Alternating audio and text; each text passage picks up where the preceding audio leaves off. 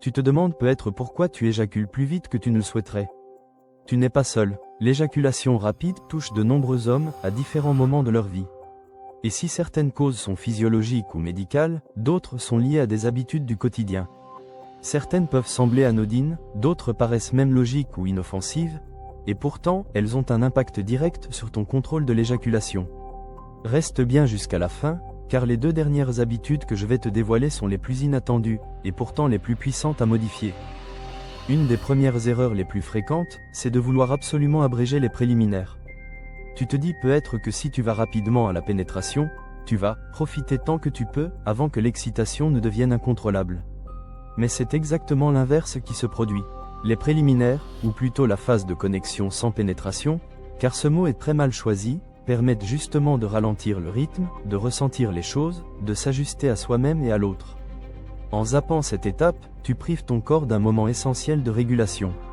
C'est pendant cette phase qu'on apprend à identifier les signaux d'excitation qui montent, qu'on peut pratiquer des techniques de recentrage ou même de respiration. C'est une occasion de ralentir que beaucoup négligent, et qui pourtant est fondamentale pour prolonger le plaisir. Autre habitude à revoir, la masturbation sans excitation réelle.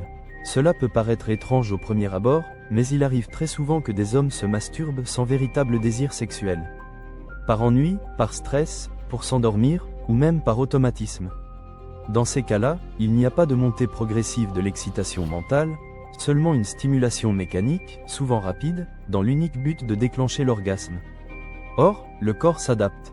Tu entraînes alors tes muscles périnéaux et toute la zone génitale à fonctionner dans un état de tension et de précipitation. Et ce réflexe va se reproduire pendant les rapports. A l'inverse, une masturbation pratiquée dans un état de réelle envie, avec un minimum d'attention portée aux sensations et à la respiration, peut devenir un véritable exercice d'apprentissage pour mieux contrôler l'éjaculation. Beaucoup de personnes pensent à tort que le simple fait de se concentrer pour ne pas jouir suffit à résoudre le problème. Malheureusement, cette stratégie est inefficace. Plus tu essaies de te concentrer sur l'idée de ne pas éjaculer, plus tu génères de tension mentale, d'anxiété de performance et de focalisation excessive sur le moment de bascule. Ce n'est pas le bon levier. Ce que tu dois apprendre, c'est à te reconnecter à tes ressentis corporels. À percevoir quand l'excitation monte, à sentir quand ton périnée se contracte, à relâcher volontairement certaines tensions.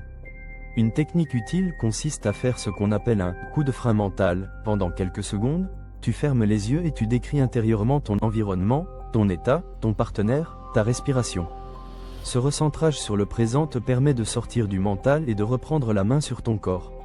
Cela demande un peu de pratique, mais c'est infiniment plus efficace que de se répéter « tiens bon ». Le manque d'activité physique est une autre cause fréquente mais souvent sous-estimée. Ton corps fonctionne comme un tout. Ton cœur, tes muscles, ta respiration, ton système nerveux sont tous interconnectés. Une bonne condition physique améliore la circulation sanguine, l'équilibre hormonal, la gestion du stress, et donc indirectement la qualité de l'érection et le contrôle de l'éjaculation. A l'inverse, la sédentarité favorise les troubles de la fonction sexuelle. Et il faut bien comprendre que quand l'érection n'est pas suffisamment solide, ton cerveau peut déclencher un réflexe d'urgence, éjaculer rapidement avant que l'érection ne disparaisse. En améliorant ta condition générale, tu renforces ton érection, et tu gagnes du temps sur le contrôle de l'éjaculation. Même une marche rapide quotidienne, quelques exercices de gainage ou une activité d'endurance légère peuvent déjà faire une différence significative. Une autre habitude assez surprenante, c'est celle de se précipiter pour aller uriner, même quand ce n'est pas vraiment nécessaire. Tu ressens une légère envie, tu te lèves tout de suite, sans attendre. Cela peut paraître anodin, mais c'est révélateur d'un réflexe de non-gestion des signaux corporels. Dans les cas d'éjaculation rapide, on observe fréquemment une hyperactivité de la vessie, une sorte d'excitabilité du système périnéal. En apprenant à différer l'envie d'uriner, sans jamais se retenir au point de se faire mal, tu développes une capacité à mieux ressentir, différencier et réguler les signaux qui partent du bas vers ton cerveau. Cela devient un véritable entraînement pour mieux contrôler la montée de l'excitation sexuelle. Une vessie qui réagit au quart de tour, c'est souvent un corps qui a du mal à différencier urgence et désir. Prendre le temps d'observer ces sensations peut transformer ta relation à ton propre corps. Et maintenant, voici les 2 habitudes les plus déroutantes, et pourtant fondamentales. La première, vivre constamment dans la vitesse. Faire les choses rapidement, passer d'une tâche à une autre, ne jamais s'accorder de pause mentale. Tu connais peut-être ce sentiment de devoir toujours anticiper, planifier, optimiser. Même en dehors du travail, pendant les repas, les moments de détente ou les interactions avec les autres. Ce rythme effréné conditionne ton système nerveux à réagir vite, à boucler les expériences au plus vite.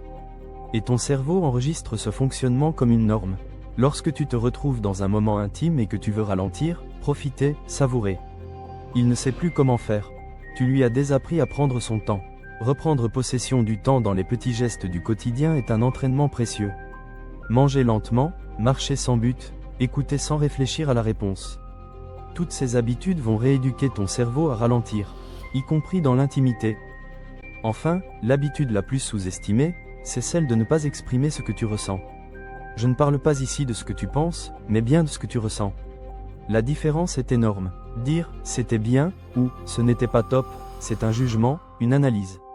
Dire « j'étais heureux, je me suis senti tendu, j'avais peur, j'étais ému, je me suis senti en confiance », c'est un ressenti. L'excitation sexuelle est justement une forme de ressenti. Et si tu ne l'exprimes jamais, si tu n'as pas l'habitude de mettre des mots sur ce que tu vis à l'intérieur, il devient très difficile de moduler cette émotion. Tu es alors submergé par elle, sans comprendre comment l'accompagner. Or, exprimer un ressenti, même à voix basse, même dans sa tête, apaise. Cela fait redescendre la pression, cela rend les choses plus claires, plus accessibles. Et dans la sexualité, cela permet de retarder l'éjaculation, tout simplement parce que tu reprends le contrôle de ton vécu.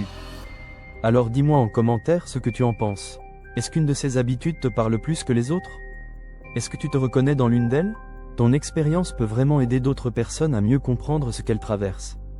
Et si tu sens que malgré tous ces conseils, tu restes en difficulté, n'hésite pas à consulter un professionnel de santé. Parfois, un accompagnement personnalisé est nécessaire pour franchir un cap. Abonne-toi pour ne pas manquer les prochaines vidéos, partage ce contenu avec quelqu'un que cela pourrait aider, et surtout, prends bien soin de toi.